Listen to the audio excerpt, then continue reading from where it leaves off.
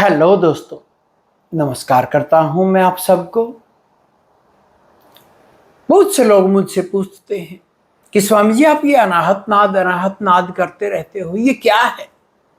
ये ऐसा परम संगीत है जो बिना किसी कारण के है। हर एक ध्वनि कारण से है। ये परमात्मा का संगीत है। संगीतज्ञों में एक परिपाटी होती है कि जब संगीत को पूरा जान लिया जाता है तब संगीत के वाद्य यंत्रों को तोड़ दिया जाता है। ऐसा ही है एक परम संगीत, यदि उसको सुन लिया तो सब संगीत फीके हो जाते हैं। आज मैं आपको एक कहानी सुनाना चाहता हूं। एक राज्य में, राजा के राज्य में एक धनुर्धारी हुआ। शिकारी था, बहुत तकड़ा शिकार करता था। सटीक निशाना, किसी भी पशु पक्षी को मार देता था। एक दिन उसको वहम हुआ कि मुझसे बड़ा कोई शिकारी नहीं है।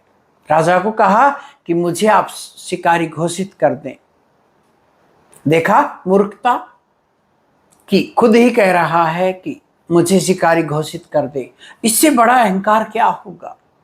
पर राजा जानता था उससे बड़ा शिकारी और कोई नहीं था। फिर भी राज्य में मुनादी करवा दी गई कि हेरा कोई भी हो जो उसके समकक्ष हो, आके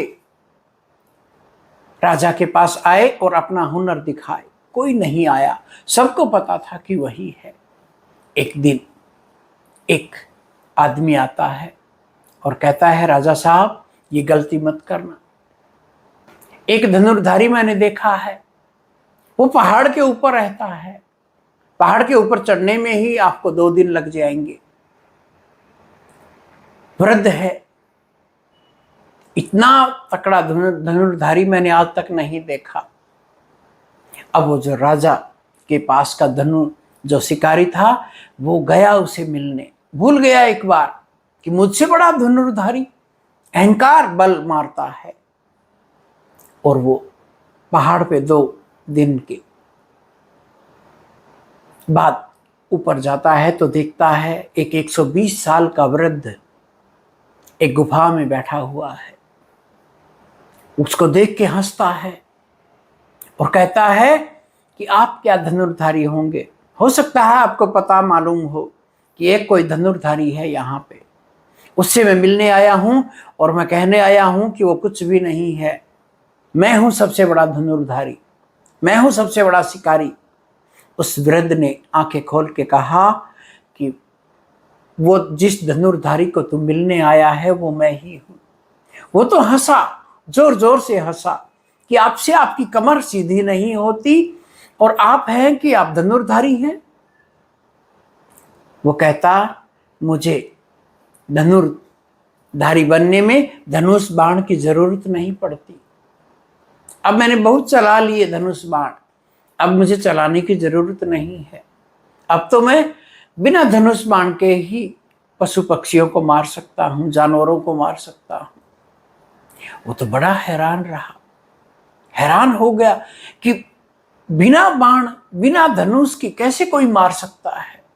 वो बूढ़ा कहता, आओ मेरे साथ। वो पहाड़ की ऊंचाई पे एक बहुत आगे तक एक चट्टान निकली हुई थी। वो बूढ़ा 120 साल का बूढ़ा कांपता हुआ उस चट्टान पे जाके खड़ा हो गया, इतना आगे कि उसकी पैरों की उंगलियां उस चट्टान से भी आगे थी। और वो बूढ़ा कहता है कि क्या आप यहां से धनुष बाण से तीर चला सकते हैं?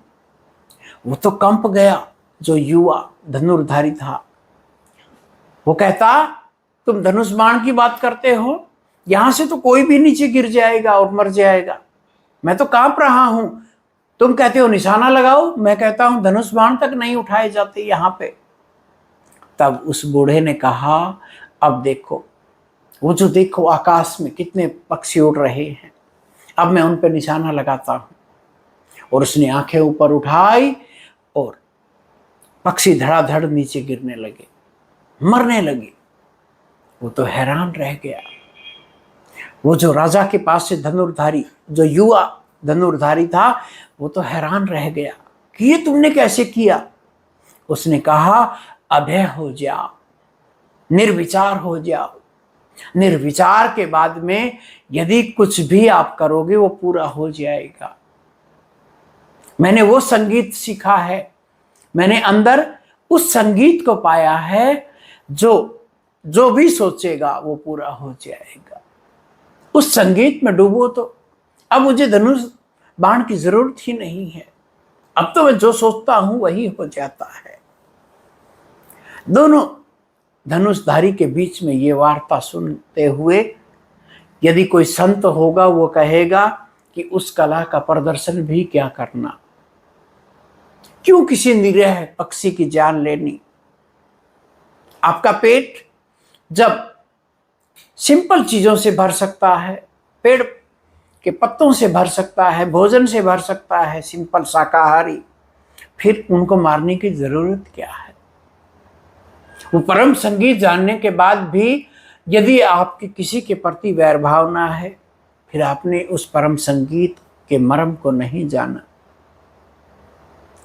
बहुत से लोग इस अनाहत नाद को सुन लेते हैं, बहुत से लोग इस अनाहत नाद में डूब जाते हैं, पर मर्म नहीं जानोगे तो इस संगीत को सुनते सुनते परमात्मा तक नहीं पहुंच पाओगे। आप लाख कुछ कर लीजिए, उसके लिए एक रस होना होगा, उसके लिए आपको दया भाव, करुणा भाव होनी चाहिए आपके अंदर। आप किसी को सिखा रहे हैं, यदि उसके प्रति दया भाव रखेंगे तो आप उसको सिखा नहीं पाएंगे। मैं बहुत से मेरे सन्यासियों को या तो विदा कर देता हूं, जब भी वो अपनी चलाते हैं मैं 99% उनकी मान लेता हूं, पर यदि फिर भी वो 1% ध्यान में नहीं डूबते, 1% अनाहत नाद में नहीं डूबते, मैं उनको या तो धमकाता हूं या फिर उनको चलता कर देता हूं। क्योंकि अब वो गुरु के राह में रोड़ा बन रहे हैं, वो कुछ सीख नहीं रहे। वो जो नए बंदे आएंगे, नए जो साधक आएंगे, उनको भी नहीं सीखने देंगे। इसलिए गुरु पुरानों को विदा करता जाता है कि अब गुरु नहीं सिखा पाएगा, अब तो संसार की ठोकरें ही सिखा पाएंगी। उन धनुषधारियों की जो बातें हैं, संत कहता है उस परम में अपने आप को मिटा दो।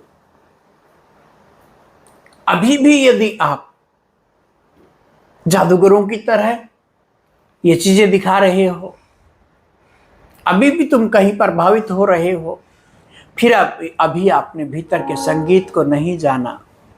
अभी आपको बहुत कुछ जानना शेष है। अभी तो तुम मौन में नहीं डूबे, अभी तो तुम स्टोरी में नहीं डूबे, अभी तो तुम इनलाइटनमेंट नहीं हुआ आपका, अभी तो आपका निर्वाण नहीं हुआ, और अभी कह रहे हैं आप कि मैं बोल बोल के पूरी दुनिया को प्रभावित कर दूंगा।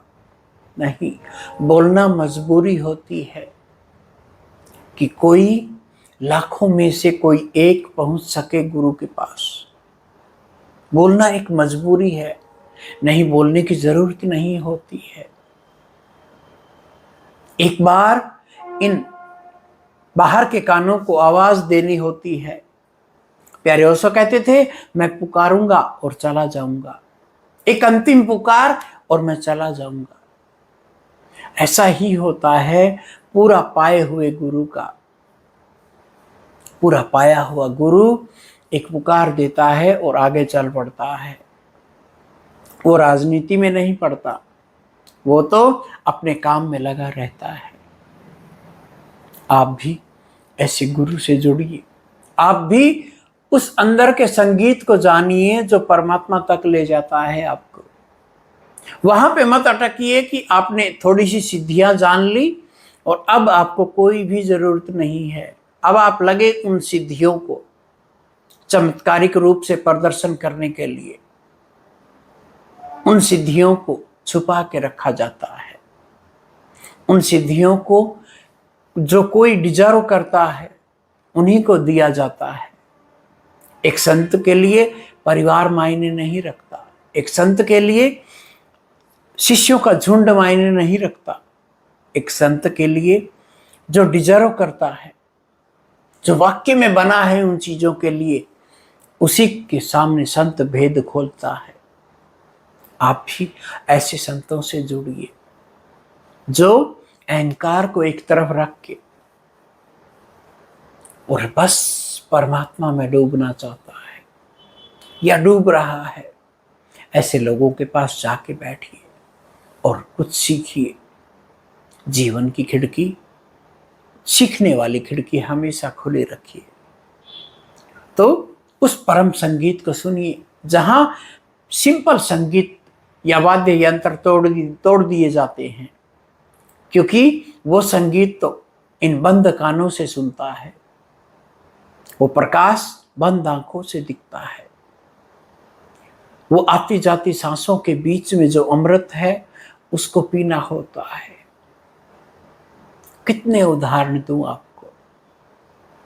इसी के साथ मैं आपको बार बार कहना चाहूंगा कि परम संगीत में डूबिए। परम संगीत आपका है। अहंकार को परे रख के, राम और रावण में यही भेद है कि रावण अटक जाता है, राम परमता को पाया हुआ होता है। उस परमता में डूबना होता है। संत में और दुर्जन में यही फर्क है। साधु और संत में भी यही फर्क है कि संत पूरा पूरा परमात्मा में डूब चुका होता है, साधु अभी डूबने की तरफ अग्रसर है। और नीचे आप जितने भी लगाएंगे, चाहे वो बाबा हों, चाहे तांत्रिक हों, चाहे कुछ भी हो, वो उधेड़ बुन में लगे हैं परमात्मा का बलात्कार करने के लिए। तो आप डूबिए उस परम संगीत में, डूबिए उस अंतर संगीत में जहां आप खो जाते हैं। बस वही रह जाता है, बस वही बोलता है, वही सुनता है, वही अमृत में डुबोता है। आप सब भी उसमें डूब सकते हैं, वैज्ञानिक विधि से डूब सकते हैं। इसी के साथ हरिओम तत्सत।